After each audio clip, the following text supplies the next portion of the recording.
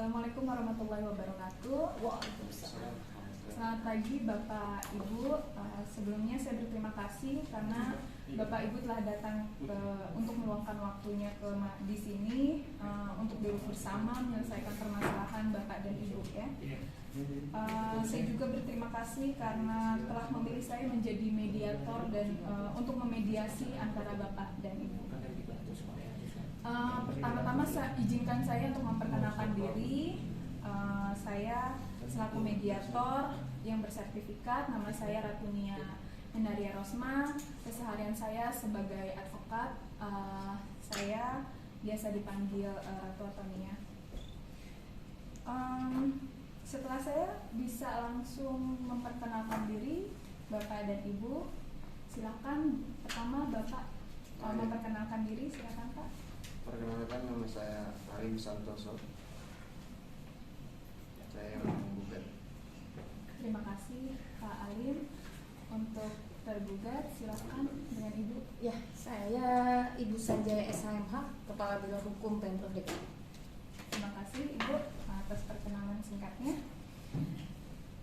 Baik, sebelum kita mulai, di sini akan saya jelaskan terlebih dahulu ya tata tertib mediasi yang harus kita taati oleh para pihak.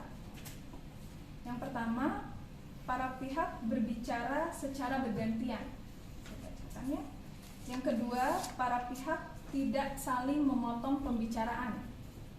Yang ketiga, tidak merokok selama mediasi. Yang keempat, tidak menggunakan alat komunikasi. Yang kelima, tidak merekam isi pembicaraan karena mediasi ini bersifat privasi ya, rahasia.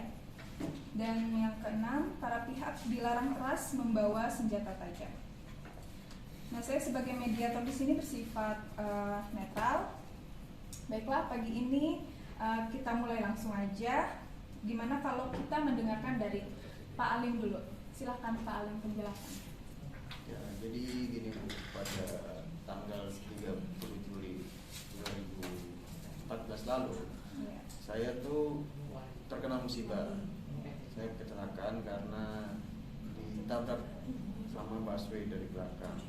Nah, sekarang saya jadi cacat Bu. Saya udah nggak bisa ngapa-ngapain. Saya udah nggak bisa nafkahin keluarga saya, nggak bisa kerja lagi. Akhirnya saya udah keluar dari kantor saya.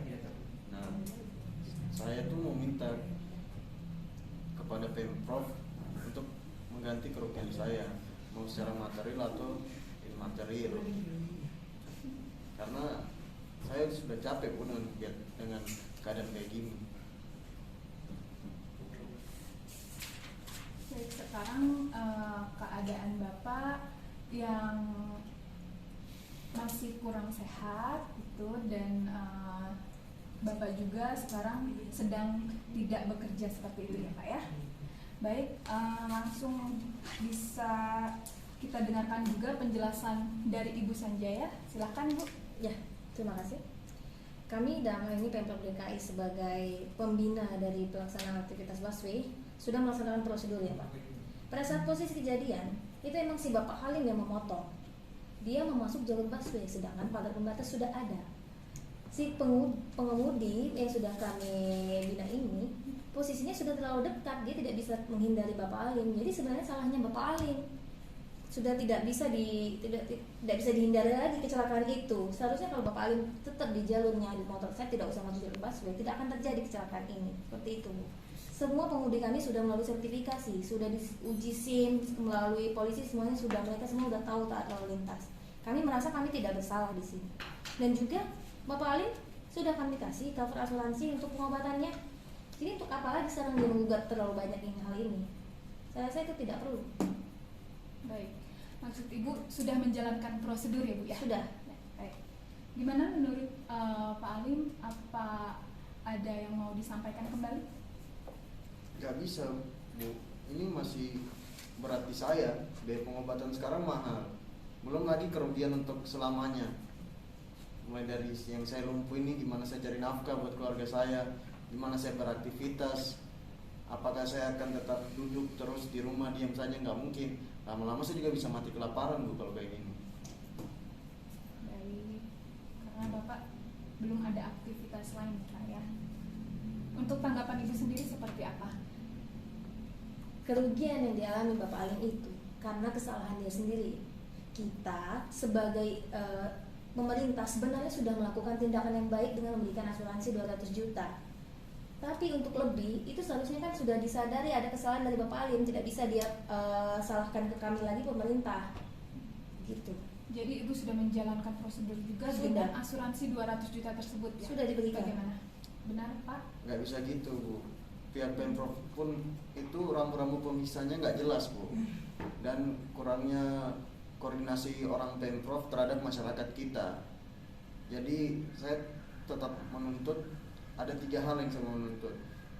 Pertama, Pemprov itu harus mengakui bahwa mereka melakukan perbuatan melawan hukum. Yang kedua, saya meminta biaya pengobatan itu 250 juta. Yang ketiga, saya minta kerugian material saya diganti sebesar 5 miliar. Baik, di sini saya jelaskan tuntutan Bapak kepada tergugat ya Pak ya. Yang pertama, Bapak minta melakukan bayaran 250 juta. Kemudian yang kedua, kerugian imaterial ya Pak ya dengan biaya 5 miliar ya Pak ya. Seperti itu. Bagaimana menurut Ibu? Kami sudah biasa Bu menangani perkara seperti ini, bukan sudah biasa ya, tapi sudah pernah. Kalau kami sudah ada unsur pidana, perkara perdata ini tidak perlu kita jalankan lagi. Kalau memang kami pemerintah dituntut memperbuatan melawan hukum. Dan untuk ganti rugi biaya pengobatan loh, asuransi itu sudah dikasih Bu, 200 juta. Kenapa minta lagi 250 juta? Itu namanya udah dikasih minta lebih. Kurang tepat saya rasa sebagai warga negara harus bisa tahu posisinya, dan juga kalau dibilang tidak pembatas itu tidak jelas, buktinya saksi-saksi kami penumpang lain kelihatan kok memang Bapak ini lonong. Jadi tidak bisa Bapak jadikan itu kesalahan ke kami, seperti itu. Baik, jadi bagaimana kita untuk menyelesaikan titik tengah kita seperti apa supaya kita menemukan jalan keluarnya agar Bapak dan Ibu sama-sama mendapatkan titik temu kita gitu. Dari Bapak sendiri seperti apa? Saya tetap bertahan sama tuntutan saya Mbak, saya nggak mau diganti.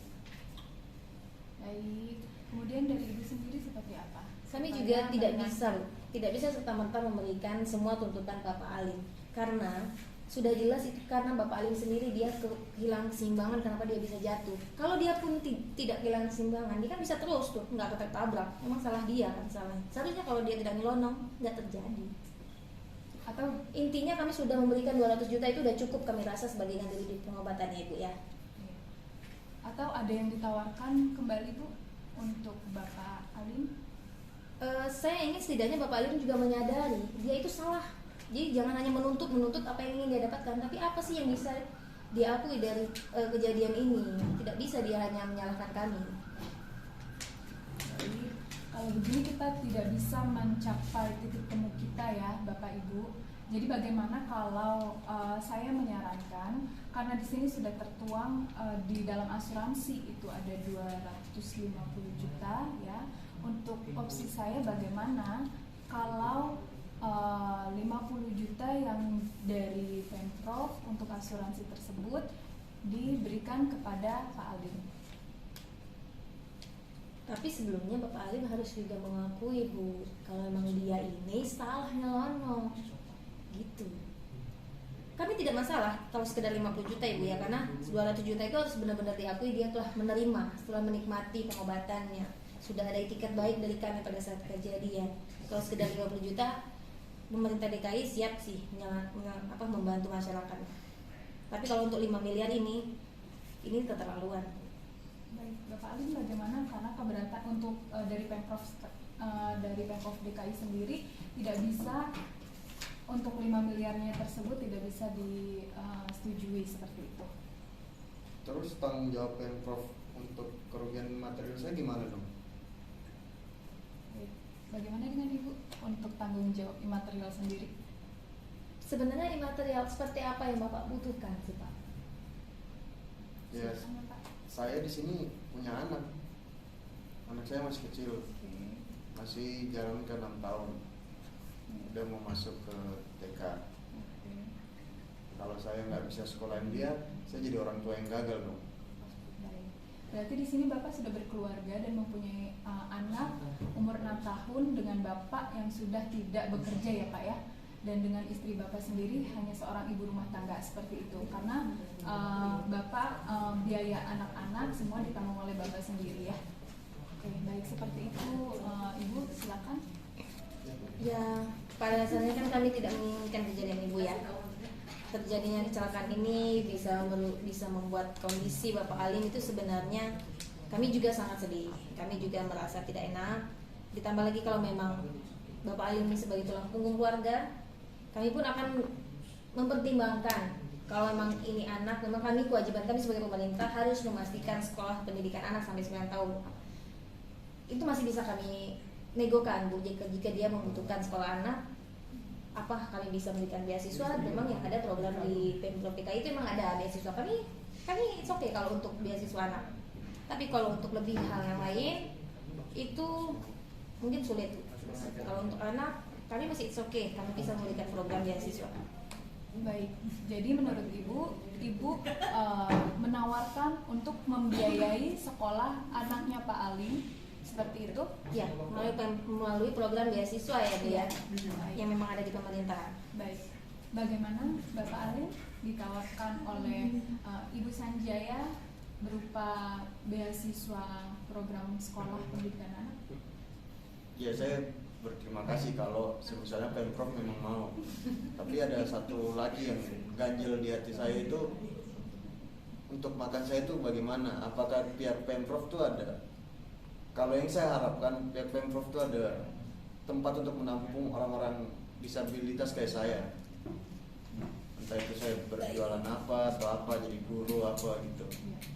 Jadi tapi Bapak memiliki keahlian, namun dengan keadaan Bapak sulit ya Pak ya untuk mencari pekerjaan seperti itu. Bagaimana dengan tanggapan Ibu? Oke. Baik, jadi yang dimaksudkan Bapak Alim ini pengen punya kepastian pekerjaan ya. Kami pemerintah Pemprov DKI saat ini pastinya pengen masyarakatnya sejahtera Bu ya. Kalau memang dia butuh pekerjaan, nanti kami usahakan, pertimbangkan ada program kerjaan untuk para disabilitas. Nanti mungkin ada PNS yang khusus disabel, kan memang ada kami lowongan-lowongan PNS untuk difabel dan lain-lain. Mungkin kami akan coba rekomendasikan Bapak Alim dalam penerimaan itu. Baik. Jadi Ibu menyetujui jika Ibu akan memberikan pekerjaan dengan keadaan Bapak Alim sekarang. Seperti itu ya Bu ya. Ya mungkin pada dasarnya kan kita pengen masyarakatnya juga sejahtera Bu ya. Tidak juga ingin kami paksakan. Tapi ini masih masuk akal untuk kami berikan. Siap. Gimana Bapak? Ditawarkan oleh Ibu, Bapak akan diberikan pekerjaan dengan keadaan Bapak dan kondisi Bapak yang saat ini. Baik, saya bersyukur banget kalau pihak Pemprov membantu saya. Baiklah, jadi dalam pertemuan ini kita telah menemukan titik temu ya Bapak Ibu. Selanjutnya saya akan mempersiapkan dulu kesepakatan perdamaian ya, yang dimana nanti di dalamnya tertuang kesepakatan tersebut, yaitu yang pertama akan diberikan beasiswa selama 9 tahun untuk anak Pak Alim ya. Kemudian yang kedua program pekerjaan untuk untuk Bapak Alim. Ya. Baik, di sini akan Februari dan 50 jutanya Pak.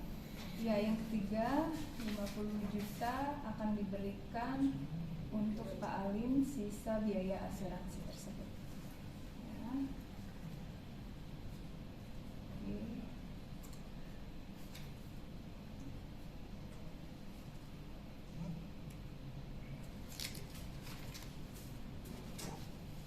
Di sini sudah sama-sama disetujui ya Bapak Ibu ya. Baik. Baik, untuk penggugat dulu dibantu ditandatangani. Terima kasih. Selanjutnya Ibu silakan.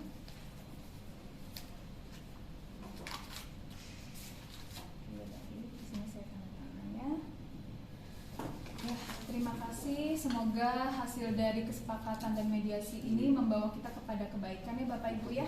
Sekali lagi saya terima kasih karena telah mempercayakan saya untuk menjadi mediator di sini. Saya akhiri pertemuan pagi ini. Silahkan Bapak dan Ibu bersalaman. Ya, terima kasih. Tepuk tangan dong.